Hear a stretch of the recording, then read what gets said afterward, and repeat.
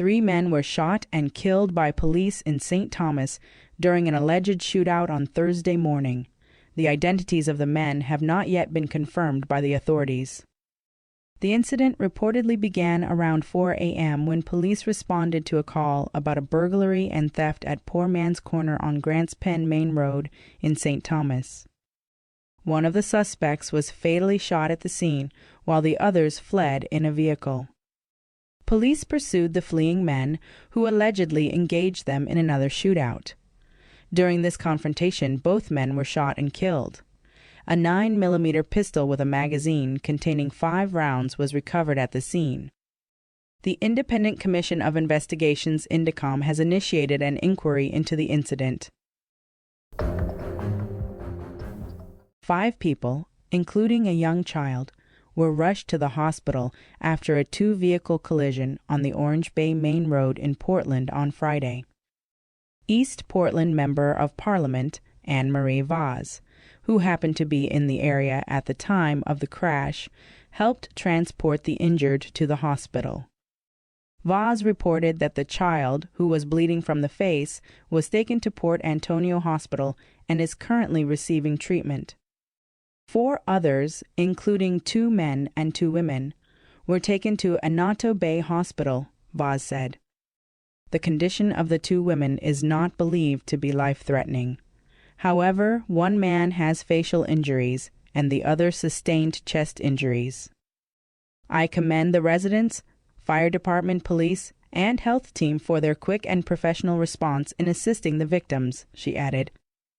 According to reports received by the press, the incident occurred shortly after 3:30 p.m.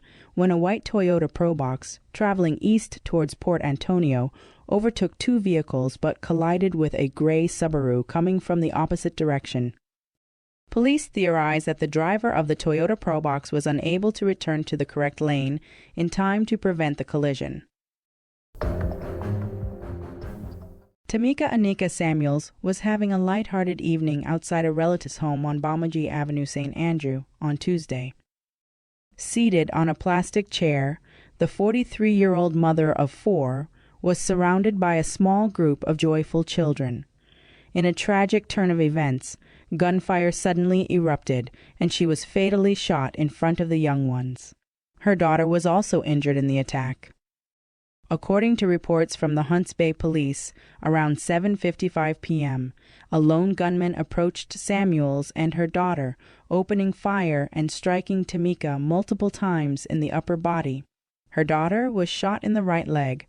Both were rushed to the hospital, where Tamika succumbed to her injuries, while her daughter received treatment. The assailant fled the scene.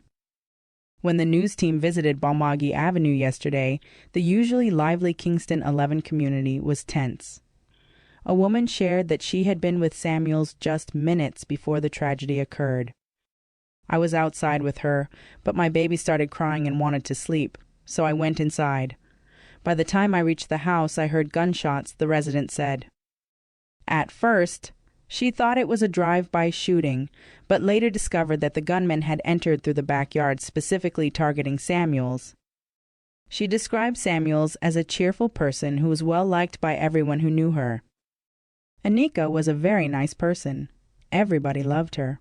She sold at Coronation Market, and she was a wonderful woman. They lived down the road, but they always came up here to sit, the woman said. The community was shocked by the violence, especially since the area had been relatively peaceful. The St. Andrews South Police Division, where Bamaji Avenue is located, has seen a decline in murders and shootings since the start of the year. According to statistics from the Jamaica Constabulary Force, 58 murders were recorded in the division as of August 3, representing a 15% decrease compared to the same period last year. A motorcyclist has died from injuries sustained in a collision on the Palmer's Cross Main Road in Clarendon on Thursday. The deceased, identified as 30-year-old Anthony Hamilton, was a construction worker from Rules Pen, Palmer's Cross in the parish. According to police reports, around 3 p.m., a white Nissan AD wagon was heading towards the Bustamante Highway. Upon reaching a section of the roadway near Queens Plaza, the driver attempted to make a right turn, cutting into the path of the motorcyclist and causing the collision. Hamilton was transported to the hospital, where he was pronounced dead.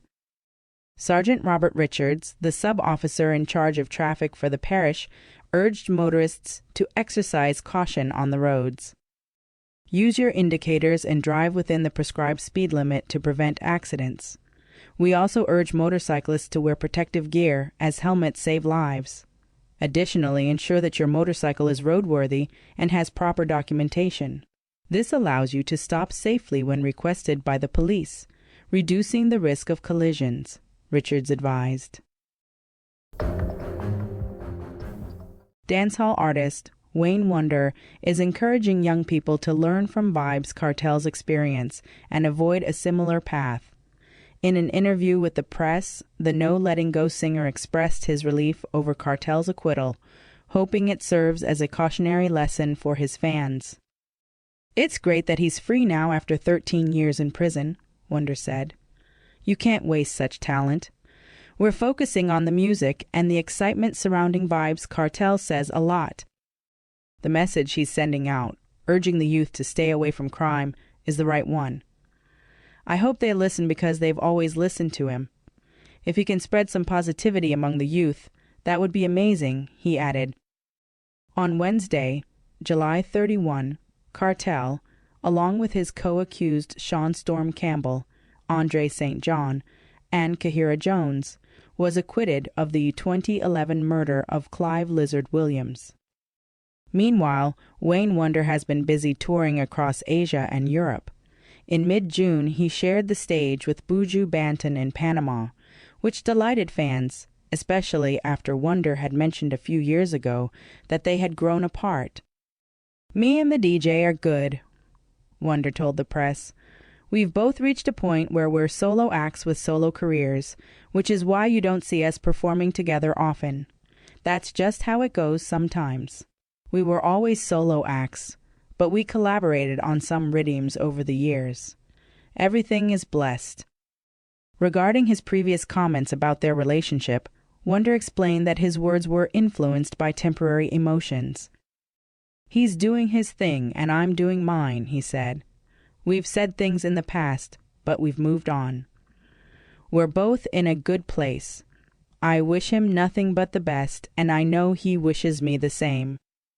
Wonder also shared that he would have joined Buju Banton's Long Walk to Freedom concerts in New York if not for prior commitments.